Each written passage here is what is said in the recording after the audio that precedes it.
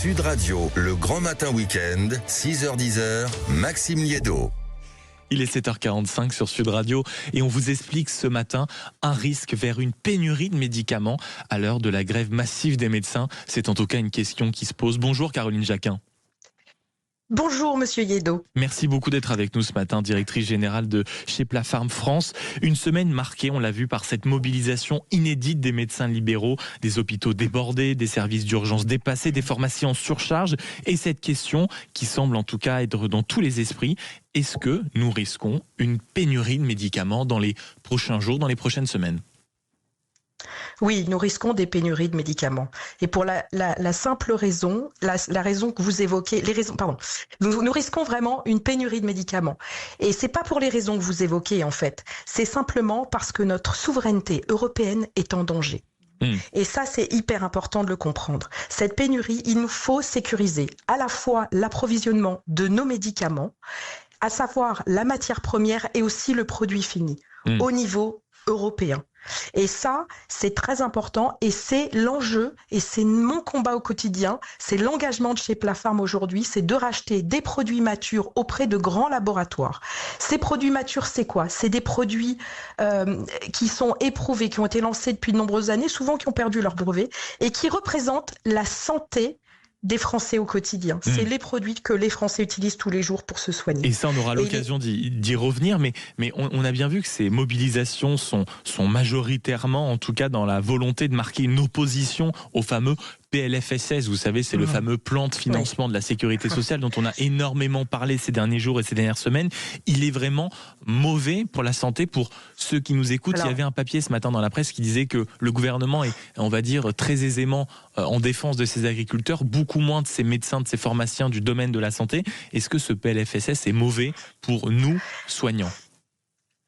Alors, je vais vous dire, le PLFSS n'a qu'un objectif, et ce depuis de nombreuses années, c'est de réduire le coût de la santé des Français.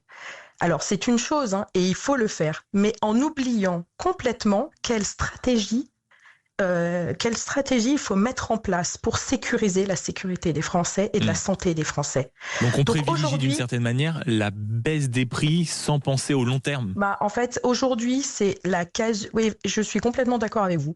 On est en train de mettre en place des choses extrêmement court-termistes sans prendre en compte les conséquences. On veut une baisse de prix pour une baisse de prix.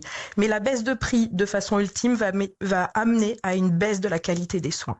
C'est définitif. Et pourtant, quand on parle des prix, on entend souvent quand même parler de ces médicaments, de ces labos qui entretiennent quand même cette image de puissance financière, d'entreprise qui se gave. Est-ce que ce n'est pas normal à un moment de vouloir limiter ces prix-là, de limiter certaines dérives ? Est-ce que c'est normal d'en entendre certains labos dont vous êtes, Caroline Jacquin, dire mais parfois la baisse des prix est excessive ? Comment vous expliquez ça ? Eh bien, moi, ce que j'aime pas, c'est la myopie de la moyenne. Parce qu'aujourd'hui, je pense qu'on doit distinguer deux types de produits. Les premiers sont les produits innovants. Et nous allons avoir besoin de tous les produits innovants pour faire reculer les maladies.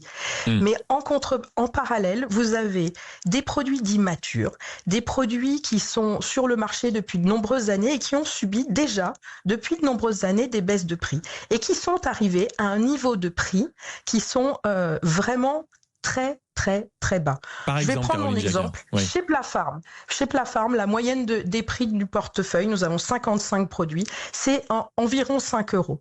Donc vous voyez bien qu'on n'est pas dans des prix qui sont énormes. Et je vais vous prendre un autre exemple, un deuxième exemple qui est celui du Solupred. Le Solupred, je pense que tout le monde a utilisé une fois dans sa vie du Solupred. Ce produit, je le vends 1 euro la boîte. Et aujourd'hui, qu'est-ce que vous achetez pour 1 euro ? 1 euro la boîte. Moi, j'ai un exemple qui me vient en tête, c'est la baguette de pain. Et je pense avec toute, et effectivement, on a toujours besoin de pain. Mais ce que je vais vous dire, c'est que les enjeux d'un médicament sont bien plus importants.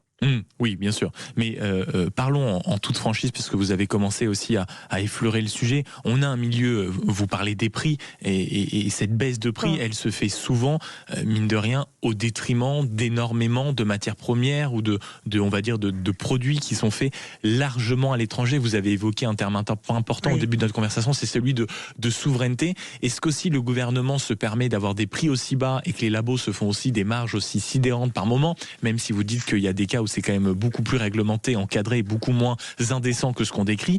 La souveraineté médicamenteuse en France, elle est dans quel état ?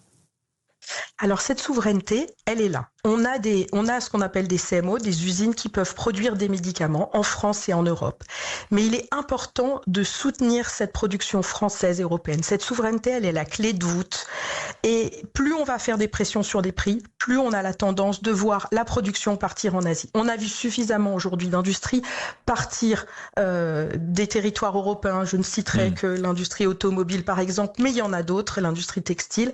Mais aujourd'hui, il est temps de se réveiller. Il est temps d'agir pour s'adosser sur des structures existantes qui ont les compétences pour le faire. Mais effectivement, ça va nécessiter des investissements. Au quotidien, nous, chez Plapharm, on rachète des produits et on met un point fort à ramener et à sécuriser cette production en Europe. Est-ce que cette prise de conscience, on va dire, est arrivée jusqu'à un haut niveau, jusqu'au sommet, notamment parmi les politiques et même parmi vos défenseurs, en réalité parmi vos confrères, vos collègues sûrement, parce que quand je voyais hier dans la presse ce matin que certains quittaient un gros groupe, on va dire, de syndicats de lobby parce qu'ils étaient accusés de ne pas défendre suffisamment les intérêts français, mais davantage les gros labos étrangers. Donc on se dit que même si ceux qui font du lobby en France ou en Europe sont plus préoccupés à défendre, si vous voulez, les produits asiatiques ou les produits américains, on va dire la prise de conscience concernant la souveraineté, elle commence mal. Je suis complètement d'accord, mais ce que vous avez vu au travers du LEM, qui est le syndicat des industriels du médicament, c'est vraiment, ça montre effectivement qu'il y a un désaccord et qu'une grande partie des laboratoires aujourd'hui se désolidarisent parce que l'important, c'est cette souveraineté. Et je pense qu'aujourd'hui, je vous ai parlé de chez Plapharm, mais on n'est pas les seuls. Nous, on a fait le choix de quitter le LEM en début d'année 25. Aujourd'hui, on voit que ce mouvement aussi se renforce et parce que nous avons besoin de cette prise de conscience. Nous avons besoin du gouvernement qui nous adosse et je pense que le gouvernement commence à entendre ces discours et ces arguments, mais aujourd'hui il faut qu'on se mette autour de la table pour renforcer et soutenir l'industrie au niveau européen. Et pour éviter notamment les pénuries sur lesquelles vous avez dit dès le début de notre entretien que oui, elles risquent d'arriver dans les prochains jours et dans les prochaines semaines concernant les médicaments en France, avec ce chiffre, près de 40% quand même des Français ont déjà été confrontés au moins une fois à l'indisponibilité d'un médicament. Il est 7h53 sur Sud Radio.